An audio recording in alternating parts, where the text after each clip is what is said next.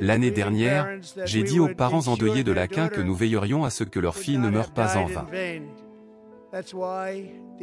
C'est pourquoi le tout premier projet de loi que j'ai signé en tant que 47e président des États-Unis impose la détention de tous les criminels étrangers dangereux qui menacent la sécurité publique.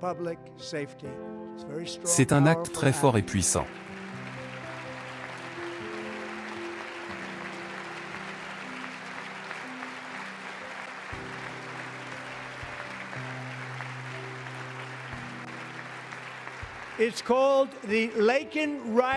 Il s'appelle la loi Laquin-Riley. Donc, Allison et Lorraine, l'Amérique n'oubliera jamais notre belle Laquin Hope Riley.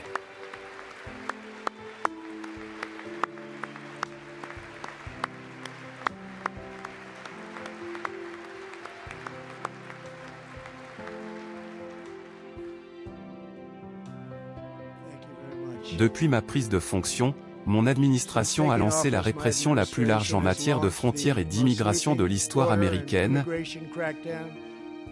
et nous avons rapidement atteint les plus bas chiffres jamais enregistrés concernant les traversées illégales de la frontière. Merci.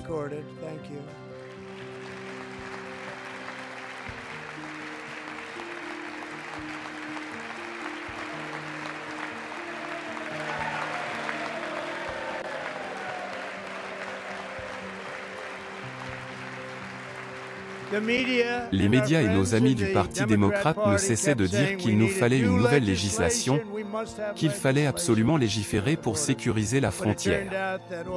Mais il s'est avéré que tout ce dont nous avions réellement besoin, c'était d'un nouveau président.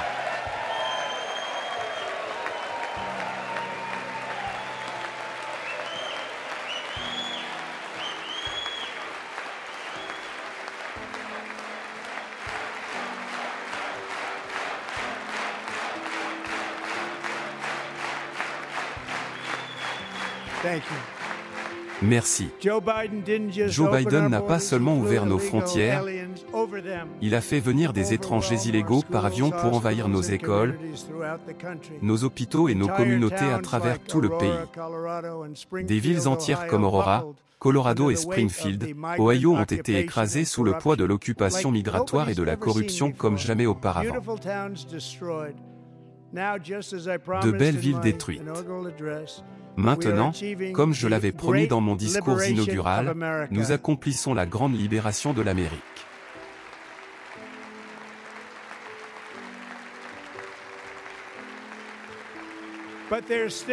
Mais il reste encore beaucoup de travail à faire.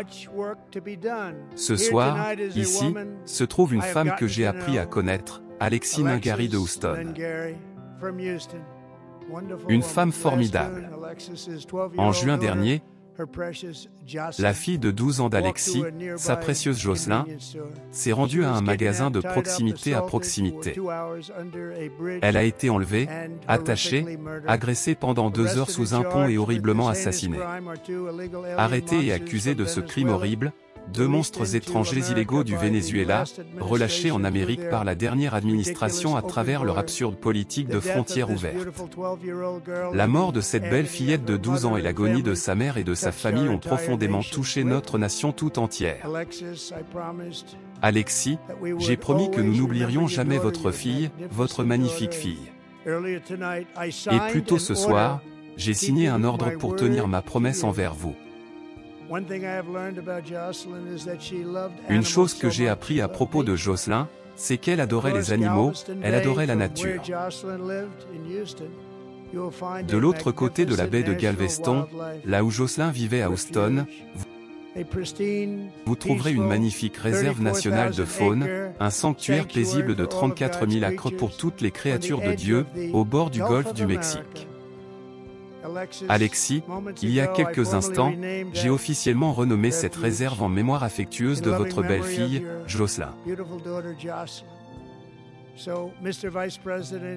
Donc, aime le vice-président, si vous le permettez, puis-je avoir l'ordre ?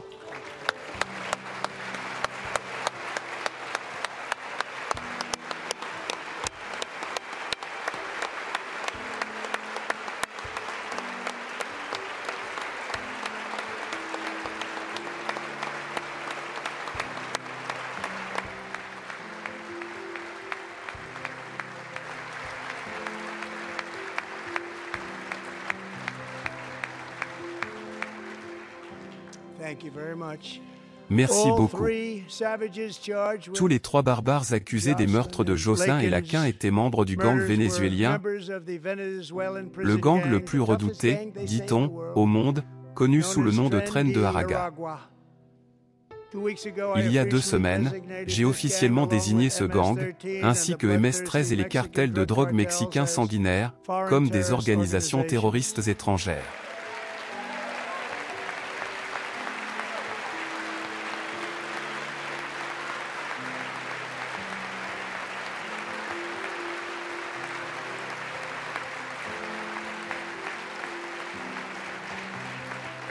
Ils sont désormais officiellement dans la même catégorie que l'État islamique, et cela n'est pas bon pour eux.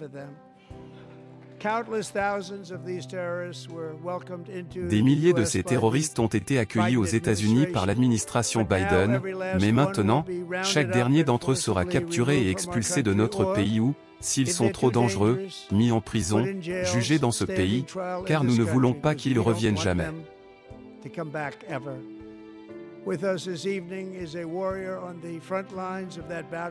Avec nous ce soir, un guerrier en première ligne de cette bataille, l'agent de la patrouille frontalière Roberto Ortiz.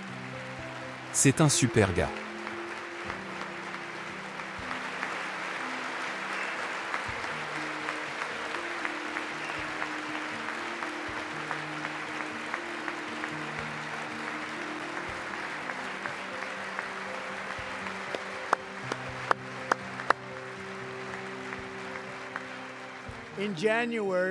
En janvier, Roberto et un autre agent patrouillaient près du Rio Grande, près d'une zone connue sous le nom de Cartel Island. Cela ne me semble pas très agréable.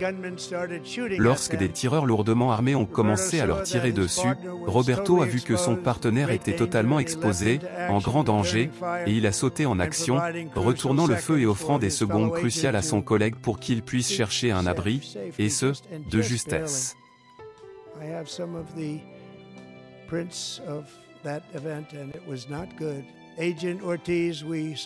J'ai quelques empreintes de cet événement, et ce n'était pas joli.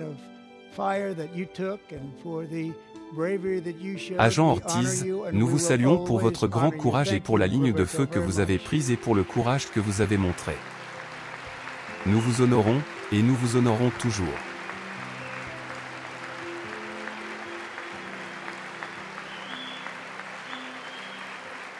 Merci beaucoup, Roberto. Merci, Roberto. Et en fait, je l'ai connu lors de mes nombreux appels à la frontière. C'est un grand monsieur. Le territoire immédiatement au sud de notre frontière est désormais entièrement dominé par des cartels criminels qui tuent, violent, torturent et exercent un contrôle total.